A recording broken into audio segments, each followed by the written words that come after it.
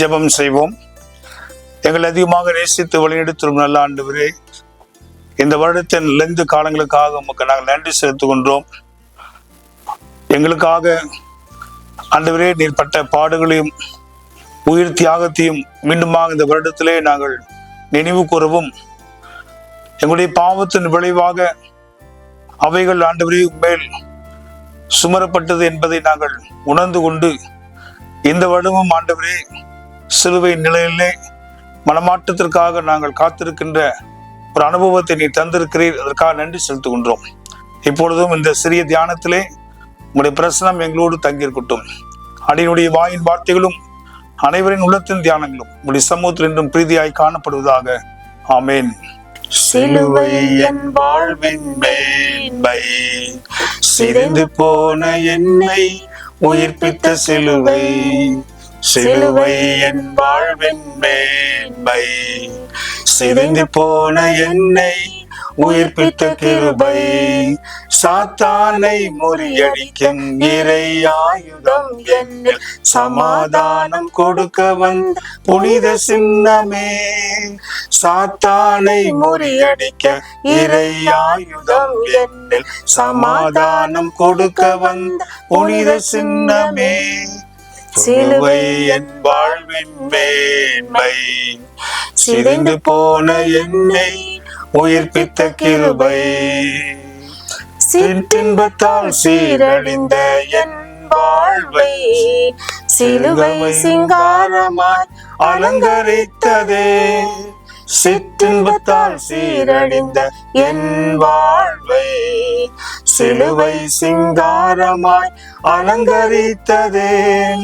சீற்றத்தோடு சாத்தான் தாக்கிய போது என்னை சிலுவை அடைக்கலமாக பாதுகாத்ததே. சீற்றத்தோடு சாத்தான் தாக்கிய போது என்னை சிலுவை அடைக்கலமாக பாதுகாத்ததே. சிலுவை என் வாழ்வின் மேன்மை, சிதைந்து போன என்னை உயிர்ப்பித்த கிருபை. சிலுவை என் வாழ்வின் மேன்மை, சிதைந்து போன என்னை உயிர்ப்பித்த கிருபை. சிறுமைப்பட்டு வேதனை பெருகிய போது என்னை சிலுவை நாதர் இயேசுவே உயிர்ப்பித்தாரே.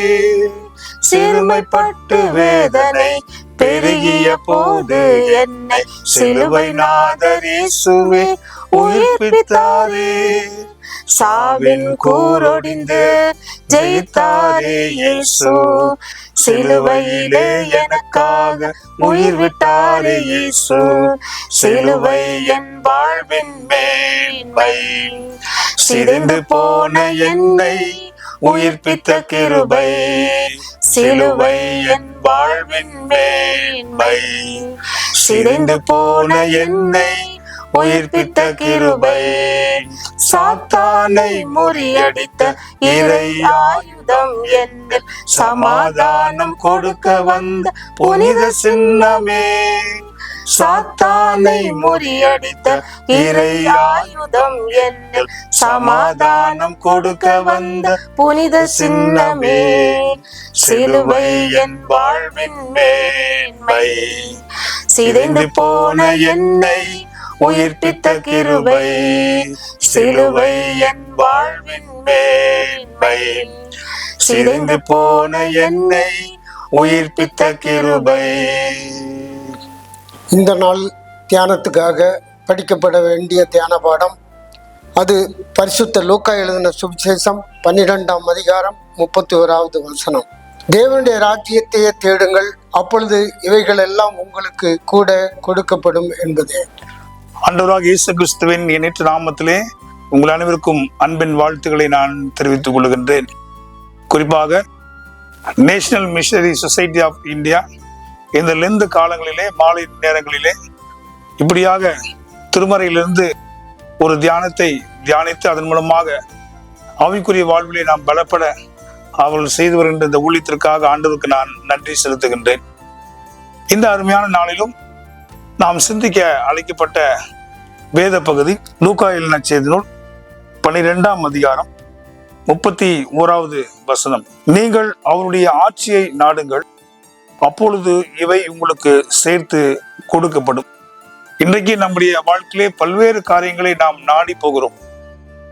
தேடல் என்பது மனித வாழ்க்கையிலே இன்றியமையாத ஒரு காரியமாய் இருக்கிறது. ஒவ்வொரு நாளும் மனிதன் ஒவ்வொன்றையும் தேடி போய்கொண்டே இருக்கிறான். எனவே இந்த தேடல் மனித வாழ்க்கையில் முடிவு வரை இருந்து கொண்டேதான் இருக்கும். ஆனால் நாம் எதை தேடுகிறோம் என்பது மிக முக்கியமான ஒரு காரியம். ஆண்டவராக இயேசு கிறிஸ்து இந்த பகுதியை அவர் சொல்லுகின்ற பொழுது, குறிப்பாக 28வது வசனத்திலிருந்து இந்த பகுதி ஆரம்பிக்கிறது. இந்த பகுதியிலே நம்பிக்கை குன்றியவர்களே என்று ஆரம்பிக்கின்றார். அப்படி என்றால் இந்த பகுதி நம்பிக்கை குன்றியவர்களுக்கு கொடுக்கப்பட்ட ஒரு பகுதி. நம்பிக்கை வாழ்க்கையிலே மிக முக்கியமானது. 1 கொரிந்தியர் 13 வாசிக்கிறோம். விசுவாசம், நம்பிக்கை, அன்பு, இவை மூன்றும் பெரியது. எனவே இந்த மூன்றும் ஒரு மனித வாழ்க்கையில் தூண் போன்றது. இந்த 3 தூண்களும் ஒரு மனிதனுடைய வாழ்க்கையை அது பிடித்து நிற்கிறது. இதில் ஒன்று பலவீனப்பட்டாலும் அவனுடைய வாழ்க்கை பலவீனப்படும். இந்த இடத்திலே நம்பிக்கை குன்றியவர்களே, இன்றைக்கு இருந்து நாளைக்கு அடுப்பில் எரியப்படும் காட்டு புல்லுக்கு கடவுள் இவ்வாறு அணி செய்கிறார் என்றால் உங்களுக்கு இன்னும் மிகுதியாய் செய்வார் அல்லவா? ஒவ்வொரு நாளும் நாம் பல கவலைகளோடு வாழ்ந்து வருகிறோம். நிகழ்காலத்துக்கான கவலை, எதிர்காலத்தான கவலை, ஏன் கடந்த காலத்துக்குரியவர்களையும் நாம் கவலைப்படுகின்றோம். எனவே ஒரு ஆராய்ச்சியாளர் சொல்லுகின்றார், மனிதனுடைய 30% வாழ்க்கை கவலைப்படுவதிலே போய்விடுகிறது. ஆனால் கடவுள் நம்முடைய வாழ்க்கையை கொடுக்கின்ற பொழுது நாம் கவலைப்படுவதற்காக கொடுப்பதில்லை. நீங்கள் ஒன்றுக்கும் கவலைப்படாமல் எல்லாவற்றையும் குறித்து ஸ்தோத்திரத்தோடு ஜெபத்தினாலும் விண்ணப்பத்தினாலும் கர்த்தருக்கு தெரியப்படுத்துங்கள் என்ற அந்த அழைப்பை நம்ம அறிந்திருக்கின்றோம். ஒன்றுக்கும் கவலைப்படாமல் மகிழ்ச்சியோடு வாழ்வது எப்படி என்றால், நாம் எதை நோக்கி சென்று கொண்டிருக்கிறோம், எதை நாடுகிறோம், எதை தேடுகிறோம் என்பதிலே அடங்கி இருக்கிறது. உலக பிரகாரமான காரியங்களை இன்றைக்கு தேடி நாம் போகின்ற பொழுது ஏமாற்றம் அடைகின்றோம், வஞ்சிக்கப்படுகின்றோம்.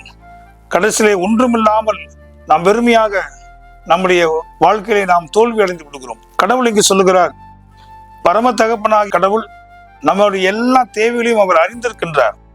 எனவே ஒவ்வொன்றையும் நாம் வேண்டும் வேண்டும் என்று கவலைப்பட்டு வாழ்வதனால் என்ன பயன் என்று ஆண்டவராகிய இயேசு கிறிஸ்து சொல்லுகிறார். நாளைக்கு அடுப்பில் எரியப்படும் காட்டுப்புல் என்றால் அவருடைய வாழ்க்கையை பாருங்க. அது அவ்வளவு நிரந்தரமில்லாத ஒரு வாழ்க்கை, தற்காலிகமான ஒரு வாழ்க்கை. இன்று அது பூக்கிறது, நாளைக்கு ஒன்றுமில்லாமல் போகிறது. அப்படிப்பட்ட ஒரு சில மணி நேரங்கள் வாழுகின்ற ஒரு காட்டு புல்லுக்கு ஆண்டவர் இவ்வளவு அக்கறை எடுத்துக் கொள்வார் என்றால் நம்முடைய வாழ்க்கையிலே அவர் எவ்வளவு அக்கறை எடுத்துக் கொள்வார்.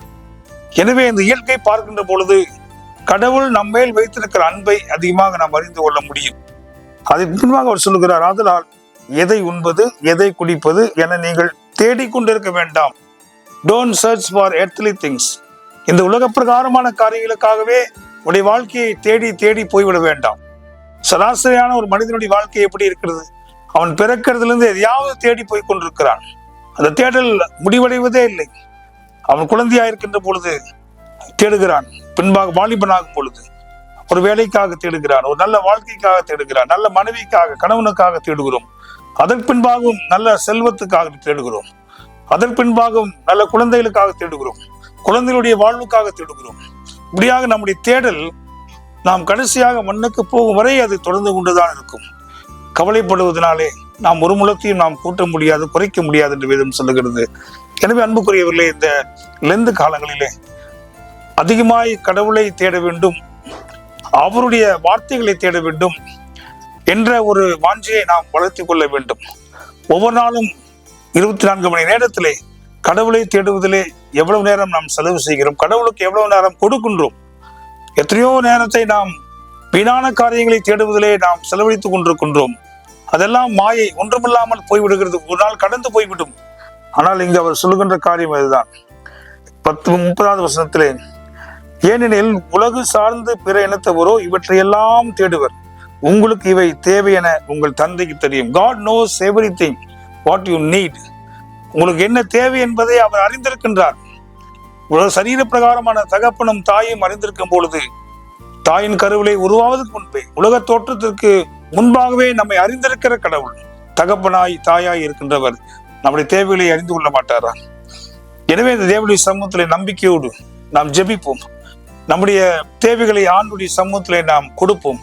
கர்த்தர் நிச்சயமா இந்த தேவைகளை அவர் சந்திக்க வல்லவராய் காணப்படுகின்றார். இந்த அருமையான செய்தியை கேட்டுக்கொண்டிருக்க அருமையான சகோதரியே, ஐயாவே, அம்மாவே, உங்களுடைய வாழ்விலும் கூட நீங்கள் எதை தேடிக்கொண்டிருக்கின்றீர்கள்? சமாதானத்தை, சந்தோஷத்தை, உலக பிரகாரமான ஒரு நல்ல ஒரு வாழ்க்கையை தேடிக்கொண்டிருக்கிறீர்களா? நிச்சயமாகவே உங்களுடைய நம்பிக்கை குன்றி போகாதபடி நம்பிக்கையோடு, விசுவாசத்தோடு ஆண்டவரை முதலாக தேடுங்கள். அவரை நாம் தேடுகின்ற பொழுது, அவரை நாடி போகின்ற பொழுது எல்லாவற்றையும் நமக்கு தருவார் என்று அவர் வாக்குத்தத்தம் செய்திருக்கிறார். அந்த வாக்குத்தத்தத்தை தான் இந்த நாளிலே நாம் தியான கரு வசனமாக நாம் எடுத்திருக்கின்றோம். 31ஆம் வசனத்திலே வாசித்தோம் அல்லவா? அந்த வசனத்தை மீண்டுமாய் நான் வாசிக்கிறேன். நீங்கள் அவருடைய ஆட்சியை தேடுங்கள். The governance of God, all the reign of God. இறை அரசு, என்னுடைய வாழ்க்கை என்பது அவருடைய ஆட்சிக்கு உட்பட்ட ஒரு வாழ்க்கையா இருக்க வேண்டும். என்னுடைய வாழ்க்கையின் ஆட்சியாளராக இறைவன் மாத்திரமே இருக்க முடியும், கடவுள் மாத்திரமே இருக்க முடியும். இந்த உலகமோ, உலகத்தினுடைய ஆசவாசங்களோ, உலகத்தினுடைய நட்புகளோ இருக்க முடியாது. அவர் மாத்திரமே என்னுடைய வாழ்விலே ராஜாதி ராஜாவாக அவர் ஆட்சி புரிய வேண்டும். அப்படியாக அவருடைய ஆட்சியை தேடி போகின்ற பொழுது, அவரை என்னுடைய வாழ்க்கைக்கு ராஜாவாக ஏற்றுக்கொண்டு, ஆண்டவரே உம்முடைய ஆட்சிக்குள்ளாக என்னை நான் முழுமையாய் ஒப்பு கொடுக்கின்றேன் என்று அர்ப்பணிக்கின்ற பொழுது நமக்கு கிடைக்கின்ற ஒரு காரியம் என்னவென்றால், 31ஆம் வசனத்திலே நீங்கள் அவருடைய ஆட்சியை நாடுங்கள், அப்பொழுது இவை உங்களுக்கு சேர்த்து கொடுக்கப்படும். Everything is added. It's an added blessing. எனவே நீ என்னெல்லாம் வேண்டும் நினைக்கிறீங்களோ அவை எல்லாம் உங்களுக்கு நிச்சயமாய் கொடுக்கப்படும். எப்பொழுது? அவருடைய அந்த பிரசனத்தை நாடி போகின்ற பொழுது, அவருடைய ராஜ்யத்தை, அவருடைய அரசை நாடி போகின்ற பொழுது நிச்சயமாகவே நாம் அந்த காரியத்தை பெற்றுக்கொள்வோம். இந்த விசுவாசத்திலே நாம் குன்றி போகாதபடி, சாதாரணமா இருக்கின்ற இன்று தோன்றி நாளை மறைகின்ற ஒரு காட்டு புல்லுக்கு ஆண்டவர் அவ்வளவு அக்கறை செலுத்துகிறார் என்றால், என் மேலும் உங்கள் மேலும் பரம தகப்பன் எவ்வளவு அக்கறை செலுத்துவார். உங்களுடைய உள்ளம் கலங்காதிருப்பதாக. சிலுவிலே நமக்காக உயிர்த்தெழுந்த கடவுள் இன்றைக்கும் நம்மை உயிர்ப்பிக்கின்ற கடவுளாய் இருக்கிறார். அலங்கோலமா இருக்கின்ற என்னுடைய வாழ்க்கையை அலங்காரமான வாழ்க்கையாய் அவர் மாற்றுவார். கடவுள் உங்களை ஆசீர்வதிப்பாராக. உங்கள் அனைவருக்கும் தென்னிந்திய திருச்சபை கோவை திருமணத்தின் சார்பாகவும், அதனுடைய பேராயர் பேரவையில் திரு தீமதி ரவீந்திரன் ஐயா சார்பாகவும், கோவை திருமணத்துடைய இறைமக்கள் சார்பாகவும், செயலாளராகிய என்னுடைய சார்பாகவும் அன்பின் வாழ்த்துக்களை தெரிவித்துக் கொள்கின்றேன். குறிப்பாக NMSI நிர்வாகத்தினுடைய பொதுச் செயலாளர் மற்றும் பொறுப்பாளர்கள் அனைவருக்கும், மிஷனரிமார்கள் அனைவருக்கும் எங்களுடைய வாழ்த்துக்களை தெரிவித்துக் கொள்கின்றோம். கண்ணில் மூடி ஜெபம் செய்வோம். எங்கள் அதிகமாய் நேசிக்க நல்ல ஆண்டவரே, இந்த நாளுக்காக நன்றி செலுத்துகிறோம். எங்களுடைய வாழ்நாட்களிலே எதையோ நாடி போகிறோம் ஆண்டவரே. நாங்கள் நாடி போகிற பல காரியங்கள் எங்களுக்கு ஆண்டவரே மிகப்பெரிய வேதனை தருகிறது, தோல்வியை தருகிறது, ஏமாற்றத்தை தருகிறது சுவாமி. ஆனால் எப்பொழுது உண்மை நாடி நாங்கள் வருகிறோம் அப்பொழுது எங்களுக்குள்ளாக ஒரு மெய்யான சமாதானம், சந்தோஷம் ஆண்டவரே. நீர் எங்களுடைய தகப்பன், எங்களுடைய தாய் ஆண்டவரே. எங்களுடைய தேவையெல்லாம் அறிந்திருக்கிற கடவுள். இப்பொழுதும் கூட எங்களுடைய வாழ்விலே இருக்கின்ற எல்லா தேவைகளையும் சந்தித்து மனநிறைவோடு உங்களுடைய பிள்ளைகளாய் நாங்கள் வாழ நீர் பலன் தாரும். இறைமகன் இயேசுவின் இனி பாதம் பணிந்து வேண்டுகிறோம் ஜீவனுள்ள நல்ல கடவுளே, ஆமென். நமது ஆண்டவரும் இரட்சகருமாய் இருக்கின்ற இயேசு கிறிஸ்துவின் கிருபையும், பிதாவாகிய தேவனுடைய அன்பும், பரிசுத்த ஆவியானவருடைய வழிநடத்தலும் ஆசீர்வாதமும் நம் அனைவரோடும் அவருடைய வருகினால் மட்டும் சதா காலங்களிலும் நிலைத்து நிற்பதாக. ஆமென்.